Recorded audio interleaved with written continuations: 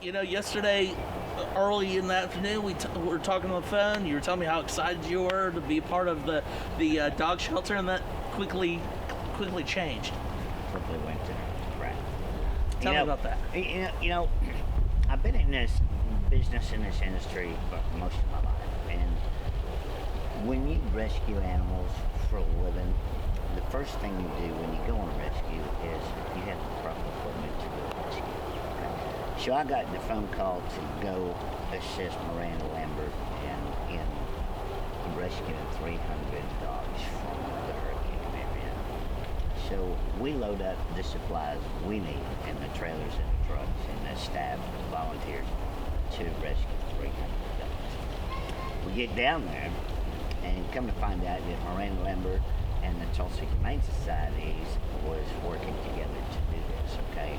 There wasn't 300 dogs. There were 72 dogs from shelters that had been in shelters all this time. They weren't even hurricane dogs. Okay, and their excuse was to make room for hurricane dogs so hurricane dogs could be reunited with their owners.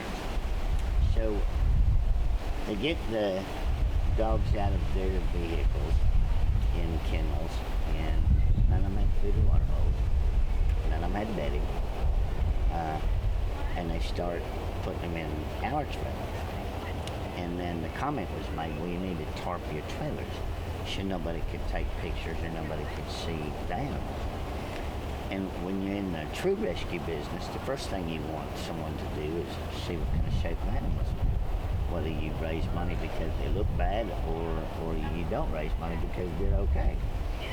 Well, that was the first red flag. And then I said, are y'all going to put water bowls in for these animals? Because we got a 10-hour drive. Well, they didn't have one. Well, what are you doing rescuing animals if you ain't going to give them food and water? Okay? So luckily I brought 100 water bowls with me.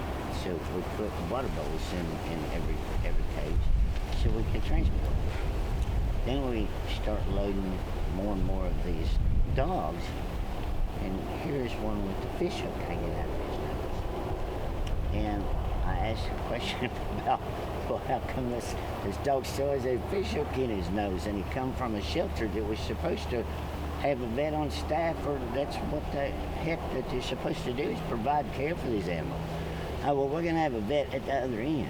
Well, so this dog is supposed to, God knows how long he's lived with a fish hook in his nose, and this dog is supposed to be in a crate not big enough for him to start with, rubbing his nose against a crate for 10 hours, going up and down a bumpy highway with a fish hook in his nose.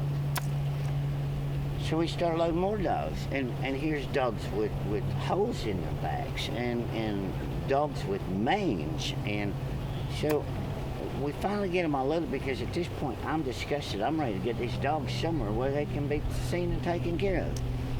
And so I asked for copies of the health certificates because by law you're supposed to have health certificates across state line. Well, they hand me a whole pile of health certificates. And we get on the road. So we got 9-10 hours of driving. So we start looking for ourselves at all these health certificates as we're going down the road.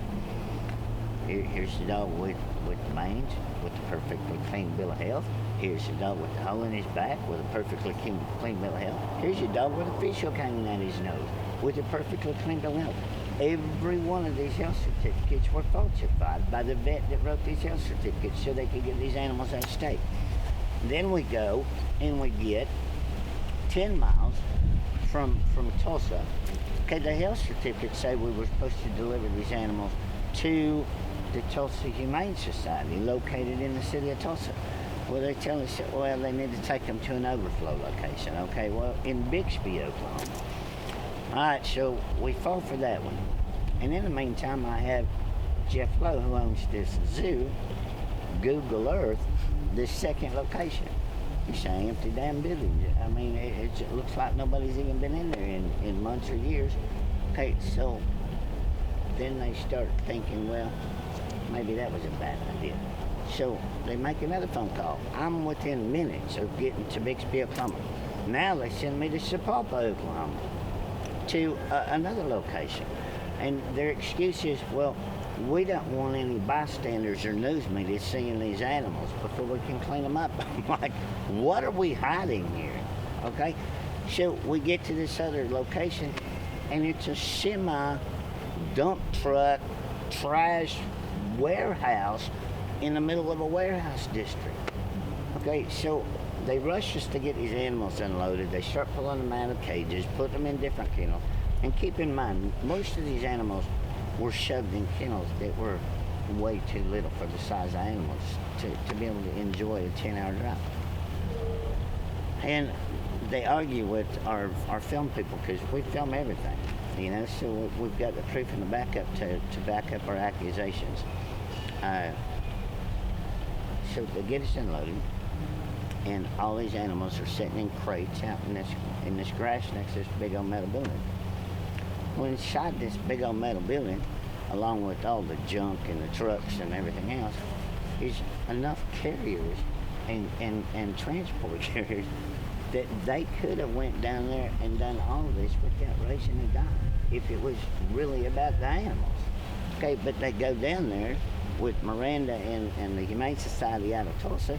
They go down there and they start begging for kennels, they start begging for cages, they start begging for money and all this stuff. Meanwhile, they're sleeping in a $2 million tour bus, and they've got all these fancy vehicles that they all travel in, and they shove all these animals in littler cages that they have to go bait for with no food and water bowls. I've never been more ashamed of a country and western singer to be exploiting animals during a disaster. And keep in mind that Miranda Lambert ain't even keeping these animals, okay? She might have had something to do with these animals for 8 or 12 hours, but somebody else is either going to euthanize them or they're going to take care of them, and Miranda Lambert's the one cashing the checks with the donate button. I'm just appalled that people use a disaster and the good heart of people all over the world, hard-earned money, just keep getting richer. When you saw the, you know, small cages and the no food bowls, and you saw these conditions, what pushed you on to do? Why didn't, you know? Was there ever a time where you're like, I just need to pull out now? Well, you know, when you truly love animals, and keep in mind, we paid our own gas. Nobody got a dime off of this end for this. Actually, we went in a hole on gas money doing that. Okay, not to mention up for 45 hours, driving from here, Wynnewood, Oklahoma to Houston and doing all that, and then back to 3 different cities in Oklahoma before they could make up their mind where they wanted to hide these animals. But when you truly love animals and you just like, we're not going to pull out of here with all of these in our trailers because we're hoping that there's real truth at the other end, and all we got was more disgusted and found out that it was even worse at the other end. So I've been all morning with photographs of these people are posting pictures of their missing animals online, trying to decide, well, did I just haul this animal to a death camp? And contacting these people and letting them know if this is truly their animal, it's in Tulsa, Oklahoma. I hope it's still alive. And you know, of course, when, you know, being an animal lover and you see the fish hooks and stuff, that'd break your heart, I guess. Oh man, you know, the whole scenario ripped my heart out because it's, you know, from animals being in 2 smaller transport cages to no water bowls to the injuries and the illnesses and the fish hooks, the whole thing. You know, you had tears in your eyes driving back because somebody that is so famous done such a shitty job. Have you talked to Miranda or anybody at the Humane Society since? I have not, since they didn't even call me to say, Joe, we don't need you for the next load, okay? Because Joe was on to what was going on. He asked too many questions. They had to text me, Joe, your services are no longer needed. So no, I have not had any conversation or any word with them since then. What is that? What they told you? What did they tell you when they dismissed you? They just said that they had another ground crew already down there. But when we left, and 80 miles from Tulsa, they were still needing our services. And so what do you think changed in that 80 miles? I think what changed their mind was Joe asked too many questions about what was really going on. And because, you know, the Humane Society and Mutt Nation, they're one and the same. Uh, they're kind of, I guess, the same organization. So what? I mean, explain to us how this benefits them. Well, first of all, I didn't know that they were the same organization, and how this does benefit them is Miranda is down in Houston posting stuff that she's doing all this work. She's got volunteers transporting these animals all over everywhere. Not one mention that Tulsa Humane Society is also raising money and taking the exact same animals.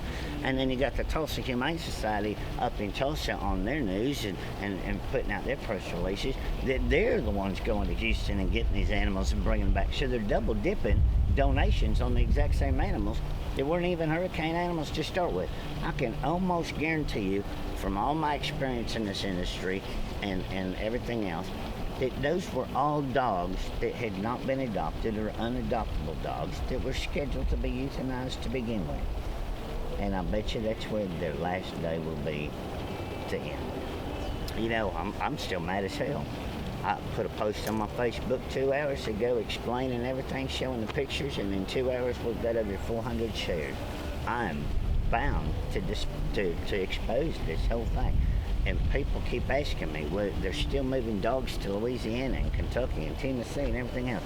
All I can say is for people, if you want to help animals and you want to donate something, do it in product. Dog food, bedding, cages. Please quit giving your hard-earned cash away to all of these scams that are going on. And disasters is the worst. It brings out the biggest scammers there are. Well, do you think, you know, a country star like, you know, big celebrity like Miranda, that she would intentionally pull a scam like this, or? I mean, you know, she's still down there doing it. It was hard for me to believe. Trust me, it was really hard for me to believe. But when you see it with your own eyes, that somebody that is supposed to, you know, when you look at Mutt Nation Foundation, what puts that in your eyes? There's Big Happy Ranch in Tishomingo, Oklahoma, where all these little dogs get to run free, you know, because Miranda saved them. She don't even have to. Blake is the one who owns that property down there, and they're divorced and split up, and he took her kangaroo away from her even. You know, so there's got to be a reason behind that. But she don't even take care of these animals. And so where do you said you're planning on filing complaints against the vet, or? I have already filed. Sorry about that. I have already filed 71 complaints with the State Board of Veterinary Medicine of the state of Texas on a veterinarian that falsified 71 health certificates.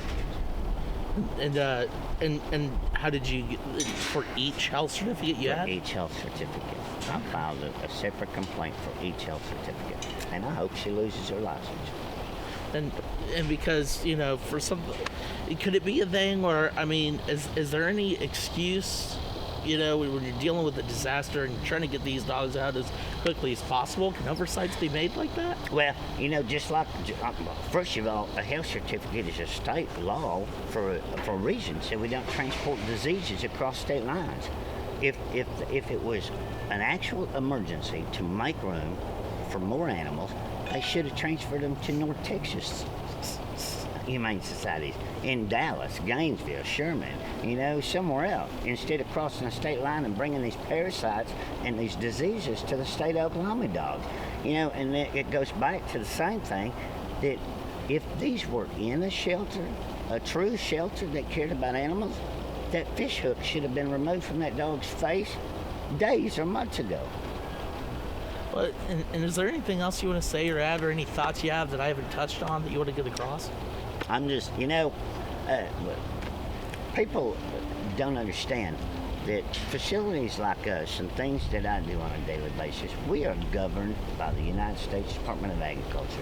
We get written up for rust on our cages, we get written up for dirty water bowls, we get written up for a mouse dead on the sidewalk after they tell us to poison them, you know, and then we have to fight everything online about, oh, well, you ain't taking care of your animals, or you get cited and drugged to court by the USDA, you got to pay a fine.